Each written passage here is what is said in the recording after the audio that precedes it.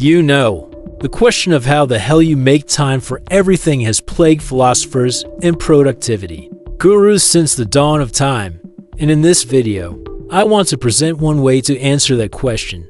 This spreadsheet, called 168 hours. Why 168 hours? Because there are exactly 168 hours in every week. The whole idea behind this spreadsheet is that you put in how many minutes or hours you spend on all the basic, non-negotiable stuff we all have to do.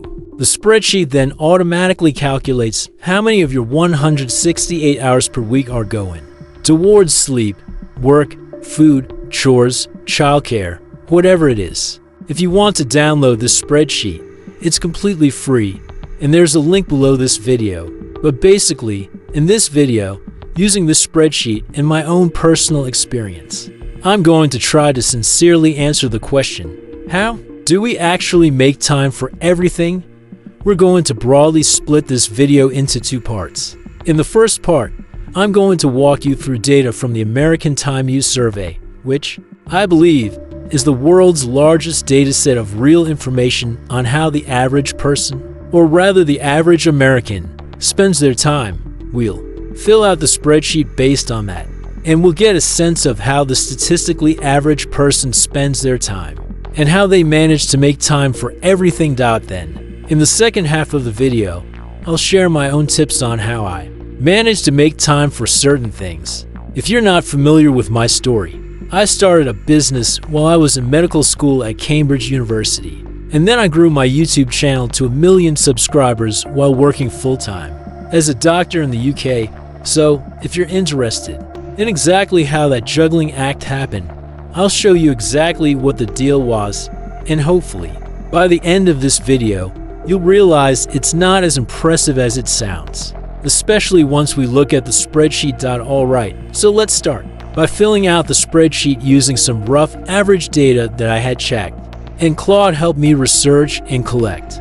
We're talking Nielsen data, American Time Use Survey data, other surveys about how Americans spend their time, and cross-referencing it with global average data on how people spend their time. So, roughly, these are the kinds of numbers we get in the spreadsheet. You'll see we've got these graphs, and these graphs are going to update as we insert new data into them. Let's start with sleep. I aim to sleep for around, let's say, 8 hours per night. Actually, according to the American Time Use Survey, it's about 8.7 hours on average for Americans. But we're just going to go with 8 to keep the numbers nice and simple. So, we can see that the spreadsheet has calculated that this means I spend 56 hours per week sleeping. Then, let's say you want to wind down 30 minutes before sleeping. That adds up to 3.5 hours per week winding down. In total, that means I spend 59.5 hours per week on sleep-related things. This leaves 108.5 hours per week for everything else, and of course, this is a video about how to make time for everything, so this is a good start. We are spending about 35% of our lives doing sleep-related things. The average American's week. A reality check next up. There's the category of work. Let's say you work for around 8 hours per day, 5 days per week. Let's say your lunch break is 30 minutes, which is the average. Let's say your commute is 30 minutes each way, which again is the average. Let's say you spend 45 minutes a day getting ready for work, and you spend 15 minutes per day getting changed after work at the end of the workday. This means you spend 52.5 hours per week working, which leaves 56 hours a week for everything else. So, we can see that our little graph has updated. Sleep is now 35.4% of our life, and work is about 31.3% of our life. So far, we've got about a third of our life left. This is a pretty accurate representation. We generally spend about a third of our lives sleeping and around a third of our lives working. That means we have another 8-ish hours a day, another third of our lives, for literally everything else. By the way, quick thing, if you're watching this before Saturday, June 28th, I'm hosting a completely free online workshop called The Summer Reset. The whole idea is that we'll get together on a Zoom call, reflect on the first 6 months of 2025, and set goals for the final 6 months of 2025. I've been running these completely free workshops every quarter for the last couple of years. We've had literally thousands of people give them glowing endorsements and glowing reviews, because it's an amazing way to reflect on how far you've come along this year, and to make a clear set of goals for the next 90 days, the next 6 months. If you're interested in signing up, there will be more details in the video description. Thanks. But now the plot thickens. Let's try food. I'm going to fill these out based on averages I got off the internet. Apparently, the average person spends 15 minutes eating breakfast and 10 minutes preparing, cooking, or ordering it. The average person spends 25 minutes eating lunch on a non-work day and another 20 minutes-ish cooking and cleaning and stuff around lunch. And the average person apparently spends 30 minutes eating dinner and around 35 minutes preparing, cooking, and ordering it. If you add all these numbers together, that means we spend 12 hours per week on cooking, plus or minus. Eating the food. Obviously, if you download the spreadsheet, you can make these numbers change depending on your situation. Let's say I do groceries 1 time per week, and each grocery session takes 60 minutes, including travel, loading, unloading, all that stuff. Let's say I have to clean the house maybe twice a week, and it takes 45 minutes. Let's say I do laundry twice a week, and it takes 30 minutes. And then I do miscellaneous chores another 3 hours per week. This roughly means we are spending 6.5 hours per week on chores, which is just under an hour a day. This is actually a little bit of an underestimate, and obviously, this varies massively depending on if you have kids. Then we've got this little childcare component. I'm actually going to keep this at 0 for now, and then we're going to see how childcare actually influences things further down the line. We're going to come back to the childcare thing. The average American spends around 2.5 hours per week doing fitness and exercise-related things. Obviously, I would hope you are exercising more than that, so you can update your numbers and see what it's like for you. The average American, according to the American Time Use Survey, spends 19 hours a week watching TV shows and movies and streaming. And I think YouTube videos are included in this. That is absolutely mental. 19 hours a week. Wow. Let's say you're going to spend 3.5 hours a week on social media apps. This is half an hour a day. This is a massive, massive underestimate. If you look at the data for 18 to 24-year-olds, they spend 5.1 hours per day on social media apps. On their phones. That is staggering. That's like a whole full-time job being on social media on your phone. Let's say you spend 0 hours reading, 1 hour gaming, and let's say you spend, I don't know, I'm going to say 6 hours on other entertainment stuff. So, you're spending 29.5 hours per week on entertainment, which leaves 4 hours per week for literally everything else. So, let's say you spend 3 hours on quality family and partner time, and maybe 1 extra hour on socializing time. In this world, we have already used up our allocation of 168 hours, and we don't even have kids. We don't have any childcare time that's put into this. But even just doing this basic stuff, which is what the average American does without kids, already the 168 hours have been used. That's pretty staggering. This is the unfortunate truth of life. In the modern world, life in modernity, which is that it's really hard to make time for everything. Even just if you look at what the average person does with their time.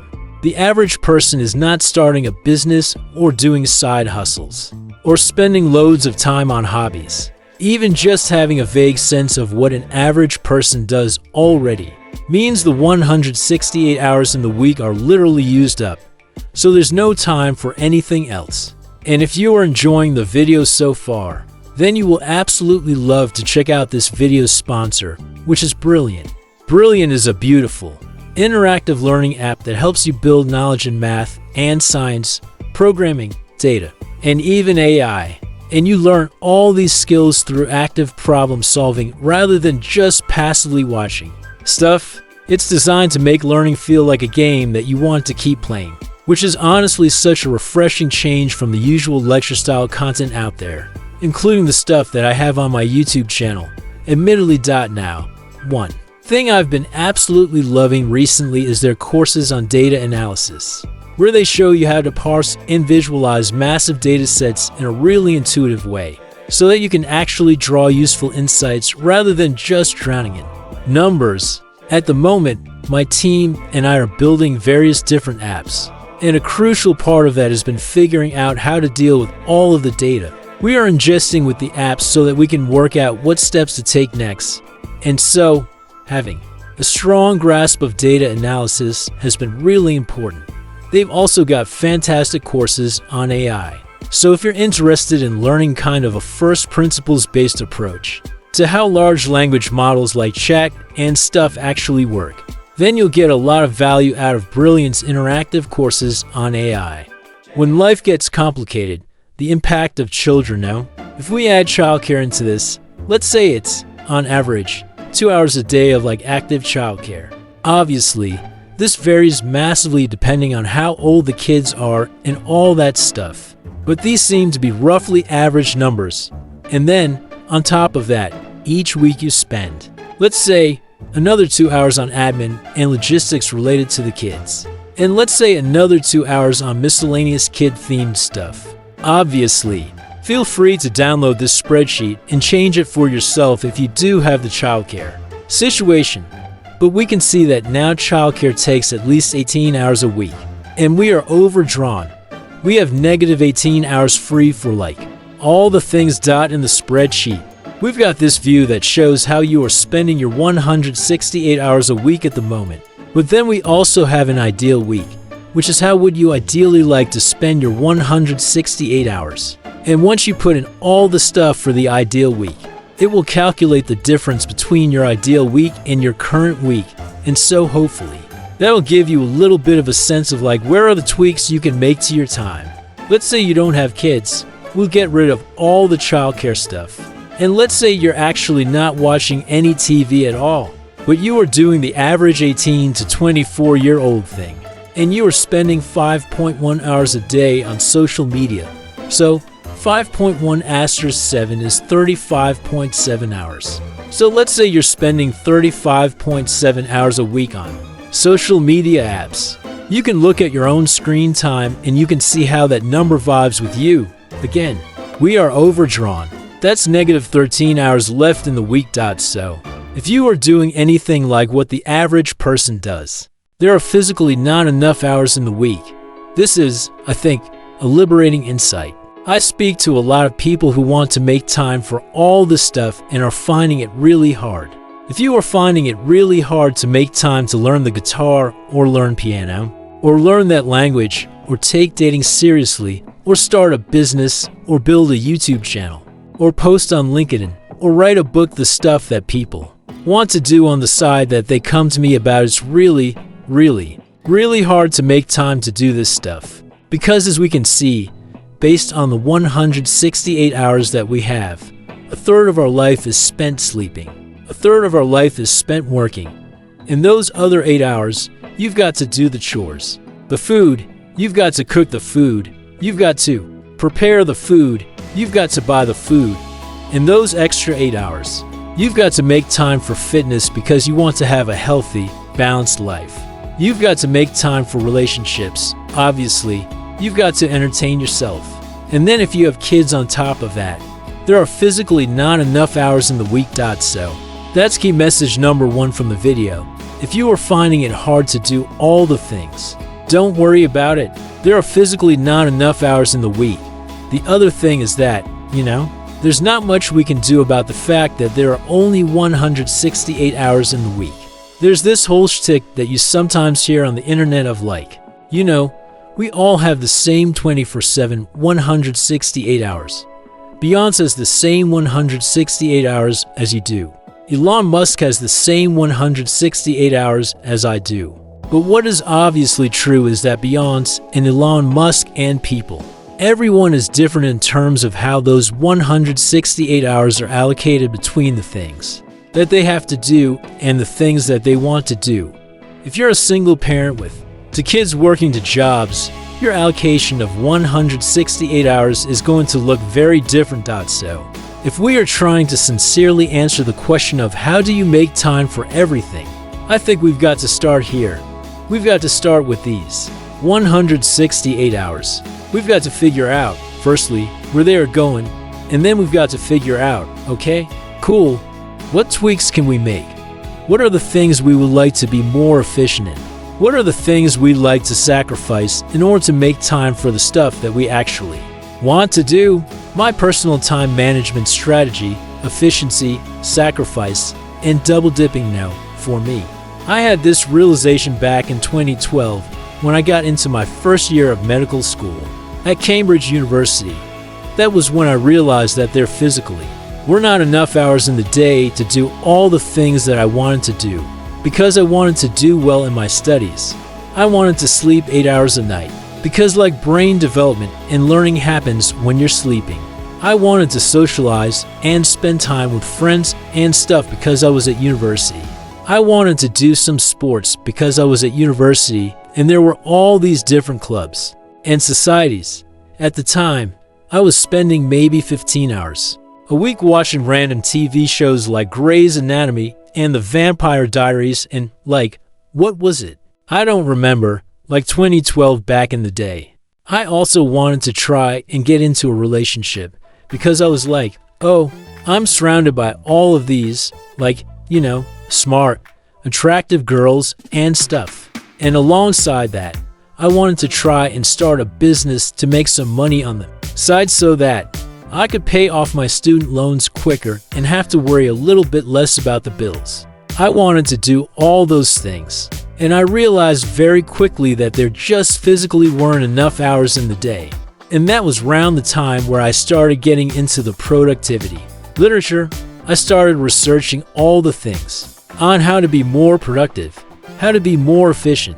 I came across effective study techniques for me to realize that, okay, I can squeeze more efficiency out of my study times. I even did some research into, do you really need to sleep 8 hours a night? What if I dropped it down to 7? Because that just frees up an extra 7 hours in the week. That kind of stuff. And the realization that I came to is there are basically 3 broad things that we need to do if we want to make time to do all the stuff. Just 3 things. Thing number 1 is that you need to squeeze a bunch of extra efficiency out of all of the things you have to do. And I will show you exactly how I did that in just a moment.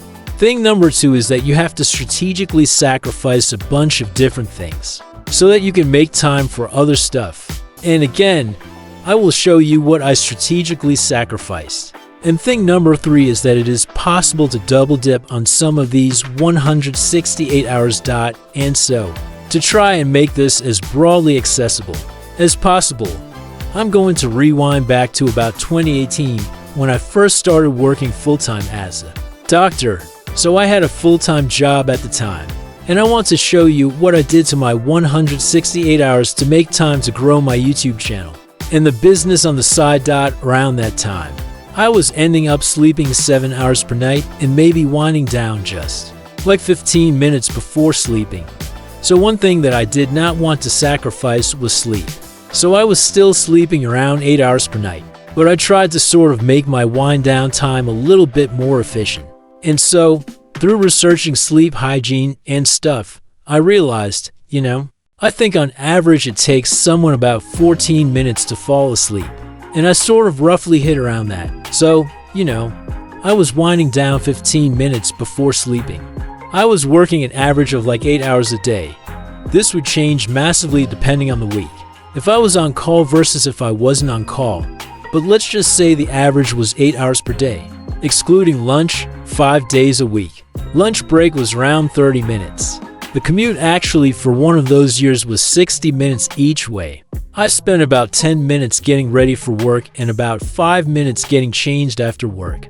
And so, after sleep and work, we are left with 56.5 hours a week for everything else. In terms of food, I would normally skip breakfast, which means I was 0 minutes on eating breakfast and 0 minutes preparing, cooking, or ordering it. On non-work days, i.e. weekends, I would spend maybe 15 minutes eating lunch And I decided that because I was trying to build my YouTube channel and my business on the side, I actively decided I wasn't going to cook. And so, for the most part, I either got like a ready meal or a microwave meal, or like a sandwich from the cafeteria at work, or I would just order a takeaway on weekends. And so it would take maybe 3 minutes of time to prepare, cook, and order lunch because I actively decided that I wasn't going to cook. I'd spend another maybe 15 minutes eating dinner because I had the same kind of philosophy for dinner, except when I was like going out for dinner with friends. But on a normal day, about 15 minutes eating dinner and again about 3 minutes preparing, cooking, and ordering it because again, I decided I wasn't going to cook and instead was just going to order takeout or just eat at the hospital cafeteria, or whatever. This means I was only spending 2.7 hours per week on cooking and eating food. This is actually drastically different to most people. Most people, I think, according to the data that I've seen, spend somewhere between 10 to 15 hours per week on food-related stuff. And because I chose to sacrifice healthy cooking and eating during that time of my life, I was able to unlock another 10 hours of free time to be able to work on my business, on my YouTube channel. For all of this stuff, I'm not trying to tell you what to do. Is it a good thing that I sacrificed healthy eating and cooking and stuff for the sake of being just ordering, just purely living off of takeaways for like 10 years of my life, so that I could grind on my business? I mean, I'm glad I did it. I'm not saying you need to do it. Your values, your mileage may be completely different.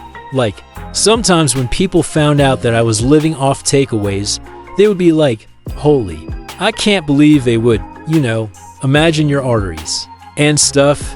And I'd be like, well, I try and make it a healthy takeaway. But like, genuinely, my arteries have probably suffered a little bit compared to if I'd spent an extra 10 hours a week trying to cook and eat healthy food. And I tried the stuff like HelloFresh and these kind of services, but I just found it was taking up too much time. And in my 20s, I decided I was going to prioritize growing my business rather than trying to do healthy eating. Now that I've grown the business, now I'm all about healthy eating and like zone to cardio and like all the longevity stuff. But I'm having to do that to reverse some of the damage that I caused to myself when I was in my 20s, when I was sacrificing healthy eating for the sake of growing the business. Should you also sacrifice that? I don't know. It's up to you.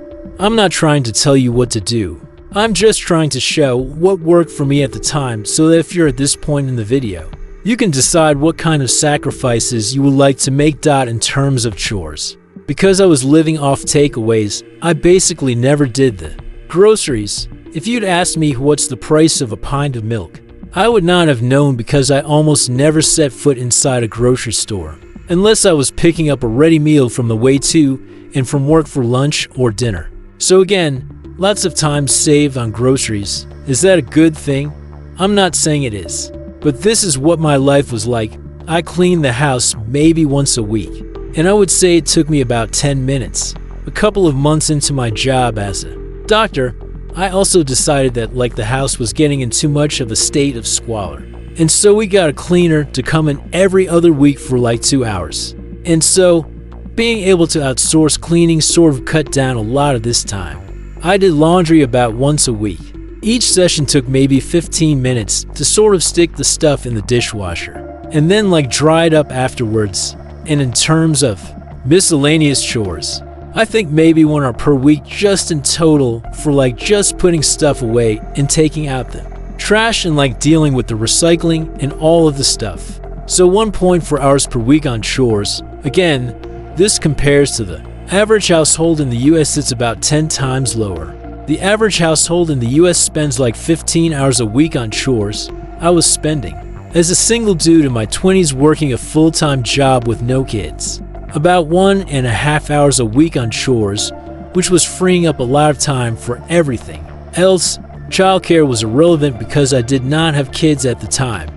I'm about to have a kid, and so this is going to start to become relevant in my life now. So it'll be interesting to see how my 168 hours evolved. In terms of fitness, I would go to the gym about twice a week, and conveniently the gym was on my way to work. So sometimes on the way to work, sometimes on the way back from work, I would hit the gym. But I would spend basically no time on anything else fitness-related. In terms of TV shows, I made a rule for myself back in 2012 when I started university, which is that I'm not allowed to watch TV or movies or anything like that, unless I'm doing it with friends. I realized I was spending before then. I was spending like 15 hours a week watching random TV shows on my laptop on my own, and I just didn't need that in my life. When I got to university, I realized that there weren't enough hours, and so TV was a massive area where I made a strategic sacrifice to basically never watch TV shows. With the exception of like Game of Thrones, once a year with friends it became like a social thing. So, while I was working full-time, I basically spent zero time watching TV shows and movies. Very occasionally, my housemate would like rope me in to watch a TV show, and I sort of get sucked in, but like, for the most part, I was spending basically zero time watching TV. At the time, I was spending maybe 1 hour a day on social media apps, like browse Instagram on the toilet here and there, watching like random YouTube videos and stuff. So let's say 7 hours a week on social media apps. I was spending maybe 3 or 4 hours kind of reading before bed. But actually at the time I did most of my reading through audiobooks, which I'm going to come back to in just a moment. I did not really play any video games at the time, and I was spending basically 0 hours trying to entertain myself. So in total at the time, I was spending 10 hours a week on entertainment. This is very different to how the average American spends time on entertainment, with the whole 19 hours a week on TV shows and like somewhere between 10 and 30 hours a week on social media and stuff. So again, this was a sacrifice that I made to be able to free up time to be able to work on my business and my YouTube channel. In terms of relationships, at the time, I was single, but I would go back to my mom's place to visit the family, maybe like every other week or like a couple of times a month. So I would say maybe it was like an average 4 hours per week on family time. And in terms of socializing, maybe I would have a dinner with friends maybe like once a week. So we're going to say 3 hours a week on other socializing time. Because of this usage of my time back when I was working full-time as a doctor, I was able to have 31.4 hours per week roughly of free time. And most of that free time was going into growing my YouTube channel and growing my business. I was also not very efficient with how I used that free time. So like, overall, if I think back to how many hours I actually spent on my YouTube channel, it was around 10 hours a week for the most part. Some weeks it was more, some weeks it was less, depending on what I had going on at work. And at the time, I was still running this other business of mine that was doing like helping kids get into med school. So that was taking up a good chunk of this free time as well. But you can see, compared to the average American who's got like negative 20 hours of free time, I actually had 31.4 hours of free time just purely because I was actively choosing to sacrifice a bunch of these other things. And so, when people ask me like, oh my god, how did you make time for like all the things when you were like working as a doctor and you grew your YouTube channel and your business? It's like, you know, if you sacrifice healthy eating, you don't do any chores, you don't have kids, you don't spend that much time on fitness, you never watch TV, and you really try and cut down the amount of time you're spending on social media, you're single. You end up just naturally with quite a lot of free time to be able to hustle on the side hustle, or on the YouTube channel, or on the business, or on the hobbies, or whatever else the thing is that you might want to do. But you can see if we look at this entertainment category, like let's say I was doing what the average American does, and spending 19 hours a week watching TV shows. Suddenly that free time drops down to only 12 hours a week rather than 31 hours per week, which is a massive, massive difference. Let's say I was spending 3 hours a day on social media apps, which is again sort of pretty average. And now all of a sudden, all of the free time is gone. So there's actually quite a lot of free time that most people, or at least the average American according to the American Time Use Survey, can just magically free up by just not watching TV and not going on social media apps. That is honestly one of the major hacks. Do I think you should sacrifice time on healthy eating? Probably not. It's probably not the advice that I would give. Do I have any regrets about it? Yeah, probably. I think I haven't done like a calcification study on my arteries, but if I do, I'll probably find that they have become a little bit calcified thanks to all of the shitty food that I was eating back in the day. So food is an area where I sort. I wish I'd eaten a bit healthier. But do I regret the fact that I basically spent zero time watching TV and was not up to date on the TV shows? Absolutely not. Do I regret the fact that I only spent 1 hour a day on social media rather than 3 or 5 or 8 or 16 like some people do? Absolutely not. And so I'm so glad that I literally had 31 hours a week of free time in addition to having a full-time job, and I was able to use that time to build my dream, which was able to help me eventually quit my job and all that stuff. The other thing that made this number go up even more was double dipping time. To me, the commute to work and my lunch break at work were prime time for me to double dip and do something else with that time. So every day on the commute to work, I would be listening to audiobooks or podcasts, usually at 2 to 3x speed. If I felt chill, I would listen to fantasy fiction. So I was listening to the Wheel of Time series by Robert Jordan and the Stormlight Archive series by Brandon Sanderson around that time. But for the most part, what I was listening to was like business podcasts, business books, and podcasts about how to grow a YouTube channel. So I managed to get most days like a solid 2 hours worth of listening time, usually at double speed. So really 4 hours of content was just being injected into my veins through the Bluetoothy speaker thing in my car while I was driving to and from work. During my lunch breaks, as a doctor, you kind of take lunch at weird times depending on what's going on. If it was coinciding with when all of my mates were also taking a lunch break, I would just hang out and socialize. But if I was having lunch at a weird time because I had to deal with some patients in the morning or whatever, and I was the only one in the cafeteria, I would be like, great, I've got half an hour. Let me just inhale lunch. Let me get out my iPad and let me plan out my next YouTube video. So that was another way that I was squeezing more efficiency out of those extra minutes during my lunch break at work in order to be prepared for filming the extra YouTube videos. Like on the weekend. Again, am I saying that this is what you should do? Absolutely not. This is not a video other than suggesting you download the spreadsheet and put these numbers in for yourself and maybe do the ideal week thing. I'm not telling you what to do.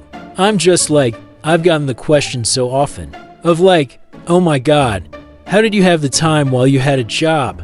That I thought, you know what, let's just make the spreadsheet and let me show you all of the things that I was doing so that when you see that I had 31 hours, like basically an extra full-time job's worth of time to be able to spend on growing a YouTube, CHA and growing a business. If you have 30 hours a week to spend on a thing, it's not that hard to get the thing to start making money and to start growing, right?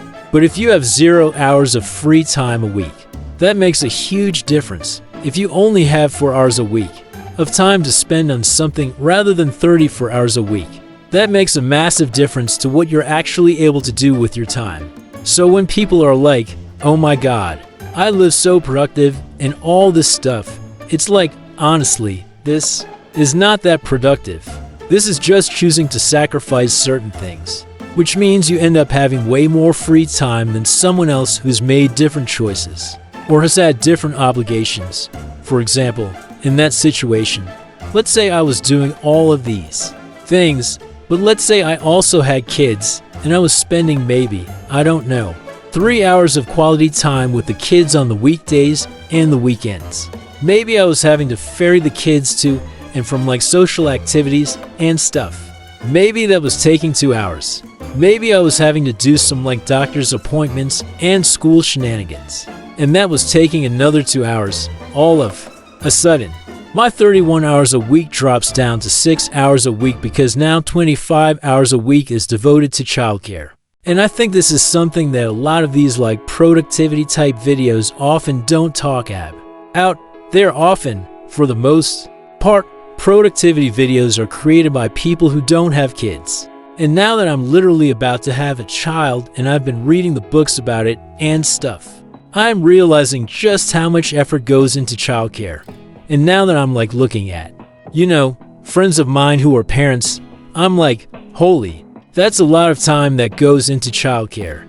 If you have kids, it's so hard to make time for everything because you're spending 25 hours a week on like kid-related stuff, if not more, depending on what your circumstances are. If you have kids and you spend 10 hours a week watching TV, boom, suddenly you're overdrawn and like there's just physically no hours left in the day. The big takeaway, it's all about sacrifice. This is a video about how to make time for everything. How do you make time for everything?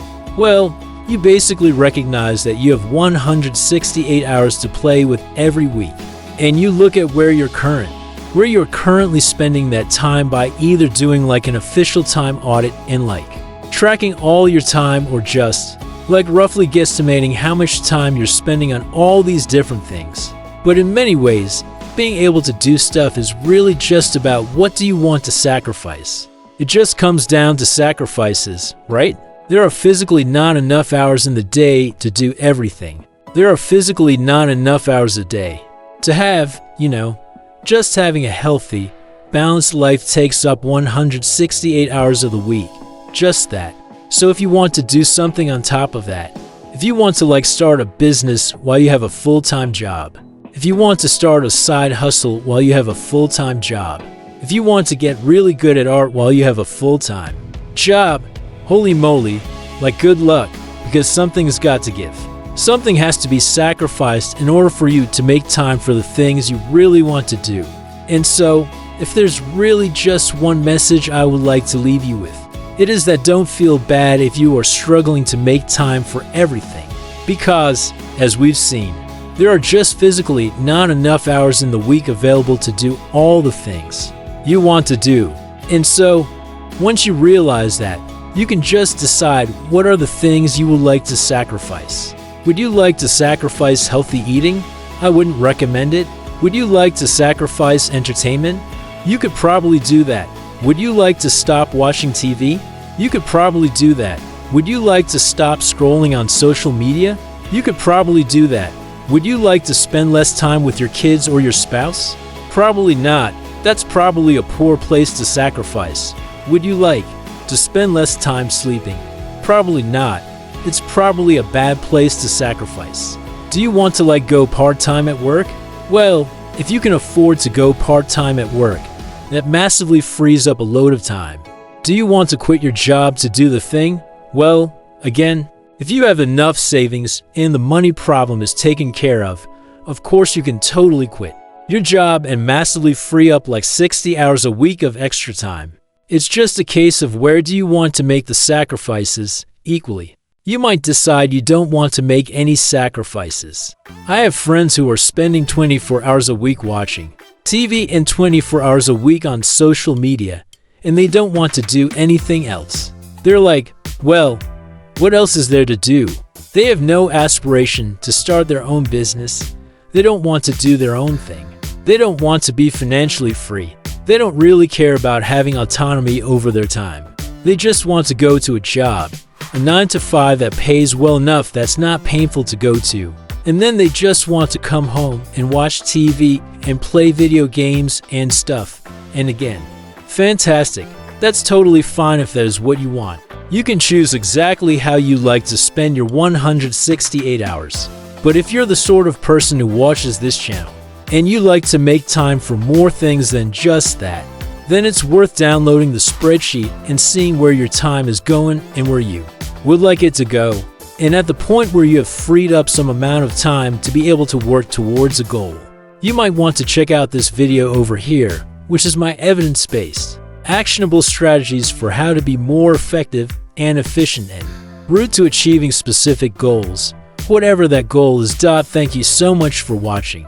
I hope you got value from this video, and I will hopefully see you in the next one.